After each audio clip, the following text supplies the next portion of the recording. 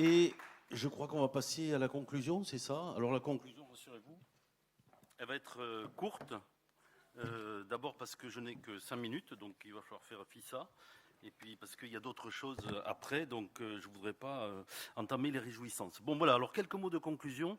J'ai pris des notes au fur et à mesure. Là. Bon, le titre de notre session, c'est les indicateurs, l'évolution des outils et leur usage. Bon, on voit qu'avec cette question, on est quand même... on a besoin d'indicateurs quand on veut passer des connaissances à la mise en œuvre. Voilà. C'est difficile d'agréger les connaissances et puis de les appliquer sur le terrain. On a besoin de formaliser ça. Et donc tout ce qui est outils, tout ce qui est référentiel, grille, tests, etc., contribue à ça. Et des indicateurs, il y en a beaucoup, hein, vous en avez vu un certain nombre, il y en a certainement d'autres. C'est des indicateurs qui se déclinent à plusieurs séquences, hein, que ce soit au niveau du temps, de l'espace, pour l'expérimentation, pour l'agriculteur, etc. Quand on est au niveau de l'agriculteur, et on l'a vu avec le dernier exemple, ça pose la question du transfert, c'est-à-dire comment rendre ces références ou ces référentiels lisibles, interprétable et utilisable soit par un agriculteur ou un conseiller. Donc ça pose quand même la question de la cible et je trouve que dans le dernier exposé, vous avez pris soin quand même de regarder cette question de près. Alors, Roger Sylvester Bradley nous a amené sur un sujet qui est intéressant, qui est, voilà, est-ce qu'on peut utiliser la compréhension du passé pour corriger l'avenir avec des travaux qu'il a conduits, donc ça c'est intéressant. C'est finalement assez simple comme démarche, hein. C'est un peu, on regarde ce qui s'est passé et puis on essaie de voir comment on peut corriger l'avenir. Mais ça reste simple, mais ça reste toujours riche d'enseignements. Et Roger nous disait, les agriculteurs apprennent de leurs pratiques. Et je crois que ça reste toujours vrai.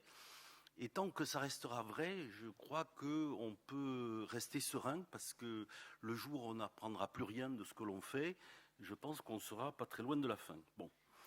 Alors, Blandine nous a parlé de la BDAT. Alors ça, c'est une merveille. Blandine, mais la BDAT aussi. Hein. C'est une merveille parce que c'est une base de données exceptionnelle. Hein. Plus de 3 millions de données. Combien j'ai entendu?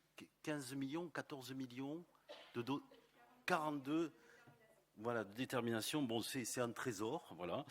Donc, elle nous a donné le plaisir de voir comment on pouvait l'utiliser. Alors, il faut retenir que c'est quand même pour l'instant un outil d'alerte qui doit nous permettre de comprendre un peu ce qui se passe et les liens qu'il peut y avoir entre les pratiques et puis la déformation globale de la fertilité au niveau du territoire. Mais ce n'est pas un outil de pilotage, je crois qu'elle l'a bien dit. Cela dit, on a besoin de tout ça pour se forger des idées, pour avancer.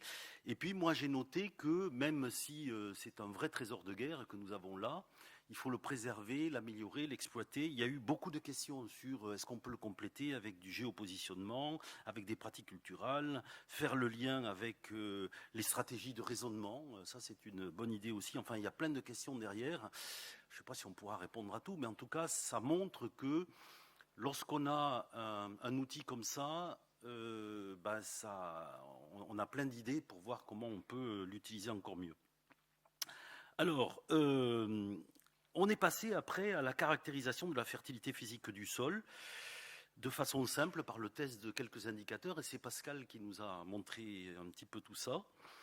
Il faut qu'on ait des choses simples, fiables, et qui donnent aussi envie aux agriculteurs et aux conseillers de les utiliser. Parce que entre les connaissances que l'on a sur la fertilité physique, alors on a tous appris ça à l'école, on forge notre expérience sur le terrain, mais après, la question qui se pose, c'est comment je transmets ça et comment je donne envie à des gens de l'utiliser. Bon, on a tous connu le profil culturel, mais à part quelques experts qui étaient capables de le faire, et tout le monde applaudit toujours des deux mains hein, autour de la fosse, en faisant attention de ne pas tomber dedans lorsqu'elle fait 2 mètres de profondeur, n'est-ce pas, Mathieu?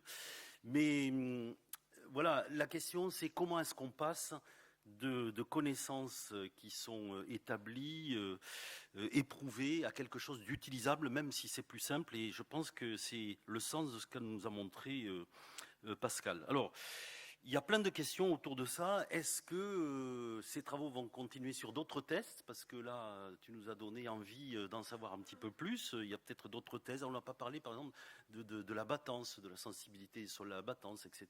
L'érosion. Enfin bon, il y a quand même le SLAG qui y contribue là. Il y a eu la question de la combinaison des tests aussi. J'ai trouvé ça très pertinent. Comment est-ce qu'on peut combiner ces tests pour avoir quelque chose d'un peu global? Des questions sur le mode d'emploi que soulignait notre collègue là pour dire tiens, on peut aussi travailler sur le mode d'emploi et puis peut-être la technologie des capteurs qui demain ouvrira de nouveaux horizons. En tout cas, c'est très intéressant. Alors, Cyriac et Mathieu nous ont fait un show à deux sur agroécosol, voilà. Donc c'était très intéressant. Et leur travail pose la question de la validation des outils. Ça, c'est très important. Nous, agronomes, on y tient beaucoup. Il faut d'abord construire l'outil avec des référentiels. Mais une fois qu'il est construit, c'est pas fini. Il faut en plus le valider sur le terrain pour voir si ça fonctionne bien comme on l'espérait. En général, ça marche pas. Il y a toujours des choses qu'on n'avait pas imaginées. Donc, il faut corriger un peu le tir. Mais c'est important de faire connaître cette démarche parce qu'elle est humble, scientifique et utile. Et puis on voit au travers de ce qu'ils ont fait aussi l'intérêt de la validation globale et l'intérêt aussi des sites expérimentaux pluriannuels. Voilà, le fait de pouvoir se rapprocher d'un site à tel endroit, à tel autre, qui a d'autres caractéristiques, etc., que l'on connaît bien, c'est aussi des espèces de bandes d'essais pour tester des prototypes, notamment dans le domaine de l'agronomie. Et puis, ça permet aussi d'explorer des questions qui sont contre-intuitives. Hein. C'est ce qu'on disait tout à l'heure. Il y a des choses, bon, on n'aurait pas imaginé que ça donne ces résultats. Ben justement, c'est le charme de notre métier. On apprend tous les jours et on apprend aussi des choses qu'on n'avait pas imaginées. Alors, on termine avec Prévibest. Là, on est quand même dans l'aide à la décision, hein, pure et dure. Et dans un domaine qui finalement est peu exploré, parce que l'aide à la décision sur du quantitatif, on en connaît plein, hein, sur la protection des cultures, la fertilisation, etc., l'irrigation, bref. Mais là, on est dans l'appréciation de la structure du sol. C'est un domaine très compliqué. Moi, je salue cette initiative parce qu'elle s'attaque à quelque chose qui est compliqué, et qu'il faut rendre utile et utilisable. Ça, c'est un premier point. J'ai beaucoup apprécié aussi le fait que quand on construit quelque chose comme ça, il faut toujours s'interroger et interroger les utilisateurs finaux. Donc vous avez pris le soin de regarder les acteurs de la filière, les conseillers, les ETA, les CUMA, les industriels, d'où la question de Pascal, savoir est-ce qu'ils vont suivre, etc. Et ça, c'est très important. Quand on construit un outil, c'est très important d'avoir les utilisateurs ou une fraction des utilisateurs au démarrage pour être sûr de ne pas partir dans le mauvais sens. Voilà, partir des besoins des utilisateurs. Voilà, donc moi j'arrête là parce que d'abord le temps est compté, mais je vous remercie pour votre attention, c'était très intéressant. Merci aux intervenants, merci à vos questions. Merci à Blandine et à Thomas d'avoir relevé le défi du boulanger et du fumier. Alors à ce sujet, j'ai une bonne nouvelle à vous annoncer. Et la bonne nouvelle, je la résume ainsi, c'est le boulanger a arrêté de fumier. Voilà. Et donc maintenant, je cède la parole au président parce que on va continuer par se restaurer, me semble-t-il.